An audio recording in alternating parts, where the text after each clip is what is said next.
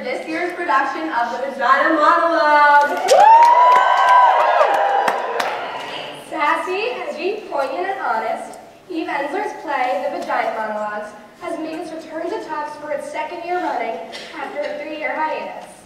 Premiering in 1996, The Vagina Monologues' power and importance remains valuable in representing a set of women's voices 20 years after it was written.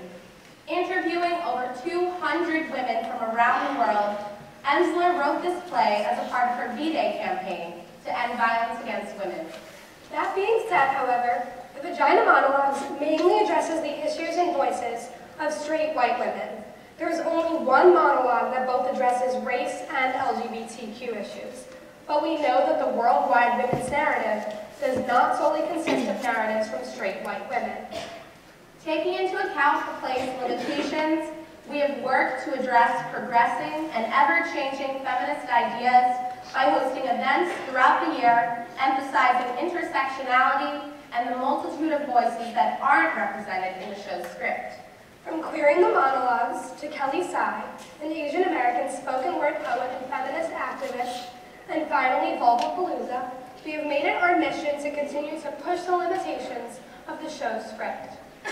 It is important to address the fact that The Vagina Monologues is more than just a theatrical piece written by Eve Ensler. It is a call to action and a call for conversation to bring about social change. We want to emphasize that after the event is over, the conversation is not. We will be hosting a series of talkbacks after the show's completion. Please stay tuned for the dates. There will be no intermission for the duration of this production. However, we hope you will enjoy our compilation of YouTube videos that will attempt to address the limitations of the text. This compilation is by no means all-inclusive of all voices that should and could be present in the show, but an opportunity for us to listen to perspectives that are not represented in the show's script. The names of each person in this video are projected on the bottom right of the video, but some seats may not be able to see them. All names are included in the program. Although this show features moments of happiness, sensuality, and empowerment, these kinds of experiences are not all-encompassing of women's experiences. Therefore, we would like to provide a trigger warning. This show deals with issues relating to rape, sexual abuse, female genital mutilation, and crude language. If you feel the need to exit at any point, please feel free to do so.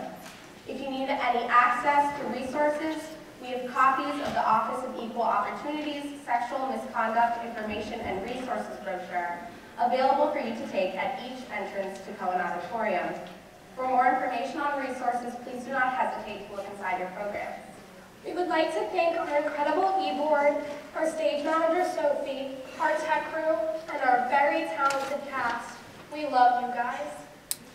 We hope you enjoy the show tonight. Also, we just want to say no flash photography for the duration of this production. And as I said before, there are 2 exits at the back of the phone and at the front. So it's been an incredible roller coaster ride putting this show together, and it has been an honor to direct and produce this show. Thank you.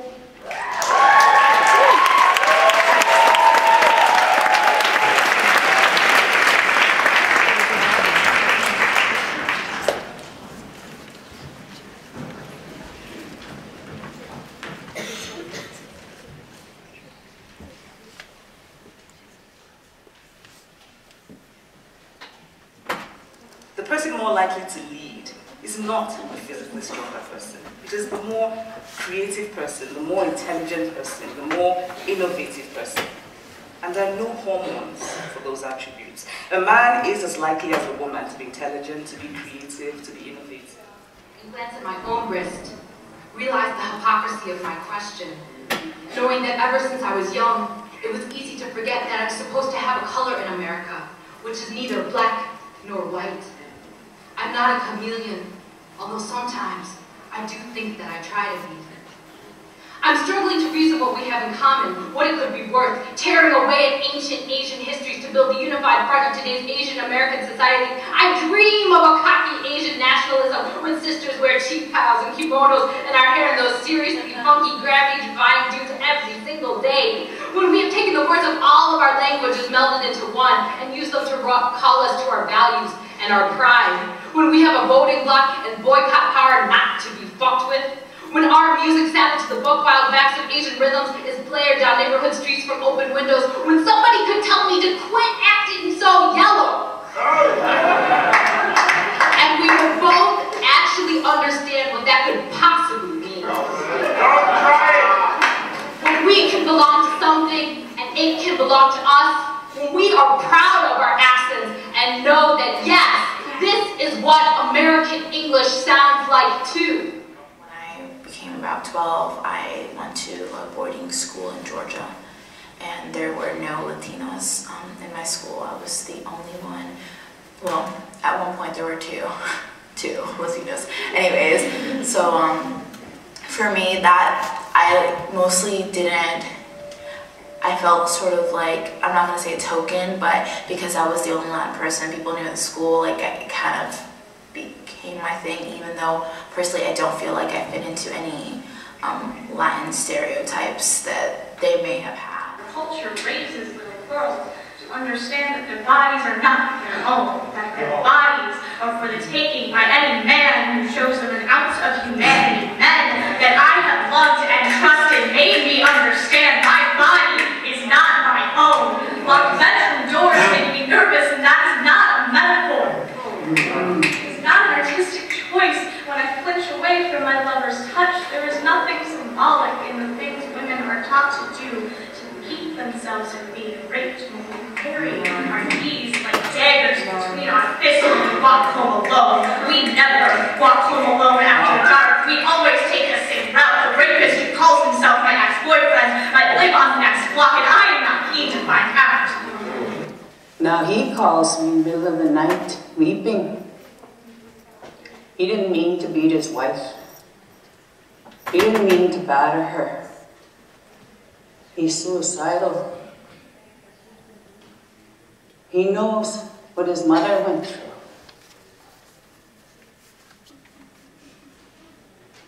But he can't stop my son. They took our land. They took our ways. They took our men. We want them back. Black women, like samples at a grocery store, set out to be picked over and never fully paid for. Us, black women, with vaginas that still smell like unwanted mixed babies, blood, and 400 years of forced entries. And this nigga asks you, can he hit it? As if it hasn't already been beaten. Outkast goes to court with Rosa Parks. Ludacris makes a diss record about Oprah. And a room full of upstanding black men say, hell, we don't know what happened in that car. Rihanna may have given Chris Brown a reason to beat her down. I take it, you don't have little sisters. And there must be shrapnel on your back to replace the spine that once made you a man. See, I'm not mad at you for your opinion. I'm just hoping we are never two pop stars alone in a car and you get mad at me. What I dislike about being a woman in India is that you are not considered a unit. A woman in most parts of India is expected to conform to someone else's ideas, someone else's lifestyle. What I like about being a woman in India is that India is huge and it has many social pockets, but if you find the right one, then you can find a huge wealth of support for anything and everything that you want to do. I'm bisexual. For as long as I can remember feeling sexual attraction, it's been towards both genders. I'm not a dead cert for a threesome. I've never had a sexually transmitted disease. I have a long-term boyfriend, but that doesn't mean that I'm no longer bisexual. I'm not confused and I don't fancy everyone that I see. So the first question, when did you become trans? One doesn't just become trans. Well, if you're asking when did it come out, it came out when I was 14 years old. I realized I was trans around the same time, and really, I feel that I've been trans my entire life. I never became trans. My sexuality, I don't really like to identify it. I don't really care to identify it. I have a girlfriend. I've been with her for well over a year, and I'm attracted to her. Often the word trans is written like this, and I think this is a fairly new thing. This little star means all-inclusive. So basically anything that's under the transgender umbrella is considered when you're saying trans with little star. Am I on T, or when do I plan on starting it? I am not on T, and I don't plan to go on T. Not all trans guys go on T, so this is a good thing for people to know, really. That's one of the stereotypes of being a trans guy, that you have to go on T. Dear straight people, you're the reason we stay in the closet. You're the reason we even have a closet. I don't like closets, but you made the living room an unshared space, and I'm feeling like a guest in my own house. Dear straight people, sexuality and gender, two different things, combined in many different ways. If you mismatch your socks, you understand. Dear hip-hop, why are you fascinated with stubborn gay rappers? Gay people rap, just like gay people ride bikes and eat soul food. Dear straight people, I don't think God is a sexual orientation, but if she were straight, she'd be a dope ally. Why else would she invent rainbows? Yes, there's a problem with gender as it is today, and we must fix it. We must do better.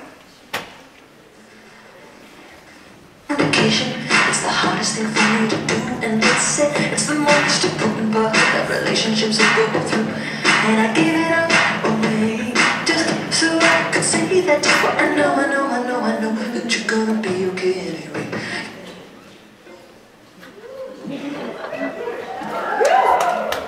Yeah, Caitlin? I bet you're worried. We were worried. We were worried about vaginas. We were worried what we think about vaginas, and even more worried what we don't think about them. We were worried about our own vaginas. They needed a context of other vaginas, a culture, a community of vaginas. There's so much darkness and secrecy surrounding them, like the Bermuda Triangle. Nobody ever reports back from there. In the first place, it's not so easy to even find your vagina. Women go weeks, months, sometimes years without looking at it. A high-powered businesswoman was interviewed, and she said that she was too busy. She didn't have the time. Looking at your vagina, she said, is a full day's work. You gotta get down there on your back, in front of a mirror that's standing on its own, full light preferred. You gotta get in the perfect position, in the perfect light, which then is shadowed somehow by the mirror and the angle you're at. You get all twisted up, you're arching your head up, killing your back, you're exhausted by then. She said she didn't have the time for that. She was busy. So, there were vagina interviews, which became the Vagina Monologues. Over 200 women were interviewed. Older women, younger women, married women, lesbians, single women, college professors, actors, corporate professionals, sex workers, African American women, Asian American women, Hispanic women, Native American women, Caucasian women, Jewish women. Okay. At first, women were reluctant to talk. They were a little shy. But once you got them going, you couldn't stop them. Women secretly love to talk about their vaginas. They get very excited about it, mainly because no one's ever asked them before. Let's just start with the word vagina. It sounds like an infection at best, maybe a medical instrument. Hurry, nurse, bring me a vagina. Vagina. Vagina. Vagina. It doesn't matter how many times you say it. It never sounds like a word you want to say. If you use it during sex, trying to be politically correct, darling, could you stroke my vagina? You kill the act right there. We were worried about vaginas, what we call them and don't call them. In Great Neck, they call it a pussycat. A woman there once said her mother used to tell her, "Don't wear your panties underneath your pajamas, dear. You need to air out your pussycat." In Westchester, they call it a pookie. In New Jersey, a twat. There's a powder box, a poochie, a poopy, a pee-pee, a poopaloo, a poonanny, a pout, and a peach. A toady, a dee-dee, a she a dignity, a monkey box? Coochie snorcher, hooter, lave. Gladys, woman. There's a VA, a wee, a horse spot, a napper dugout. Bongo, mookie, a pajama, fanny boo, marshmallow. A ghoulie, possible, tamale, totita. Connie. There's a Mimi in Miami. A split condition Philadelphia. And a Schneddy in the Bronx. And at Tufts, uphill, ran the playpen. Downhill Haji Den. There's home not coming. Brown and screw. The fishy tishy. The Joey.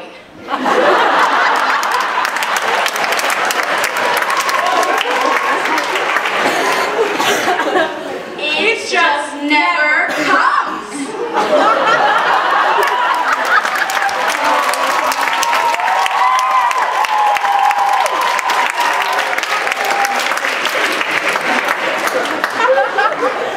We're worried about vaginas.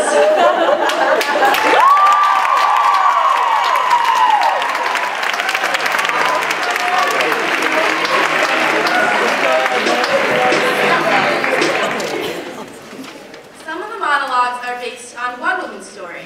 Some of the monologues are based on several women's stories surrounding the same theme.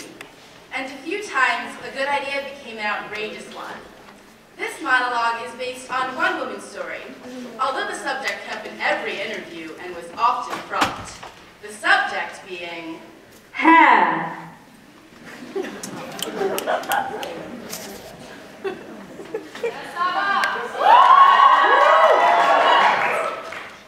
You cannot love a vagina unless you love hair. Many people do not love hair.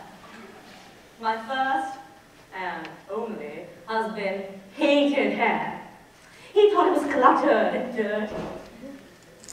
He made me shave my vagina. It looked puffy and exposed, and like a little girl. This excited him. When he made love to me, my vagina felt the way a beard must feel. It felt good to rub it, and painful, like scratching mosquito mite.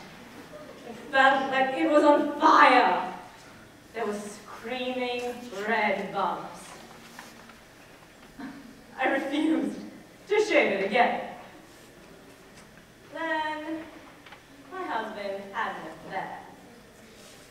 When we went to marital therapy, he said that he screwed around because I wouldn't please him sexually. I wouldn't shave my vagina. The therapist had a German accent and gasped between sentences to show her empathy. She asked me why I didn't want to please my husband. I told her I thought it was weird. I felt little when the hair was gone down there. I couldn't help talking in a baby voice. And the skin got irritated, and even calamine lotion wouldn't help it. She told me that marriage was a compromise. I asked her if shaving my vagina would stop him from screwing around. I asked her if she had many cases like this before. She said the questions diluted the process. I needed to jump in. She was sure it was a good beginning. This time, when we got home, he got to shave my vagina. It was like a therapy bonus prize. He clipped it a few times, and there was blood in the bathtub, but he didn't even notice it because he was so happy shaving me. Then, later, When my husband was pressing up against me, I could feel his spiky sharpness sticking into me. My naked vagina. There was no protection. There was no fluff. I realized then that hair is there for a reason. It's the leaf around the flower, the lawn around the house. You have to love hair in order to love the vagina. You can't just pick the parts you want. And besides, my husband never stops screwing around.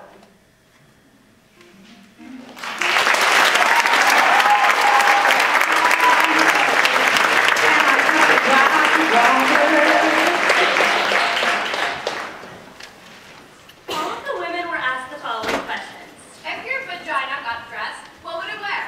Glasses, a beret, a leather jacket, Silk stockings. mink, a pink boa, a male tuxedo, jeans, something form-fitting, Emeralds. An evening gown. Sequins. Armani only, A tutu. See-through black underwear. half a ball gown, something machine washable,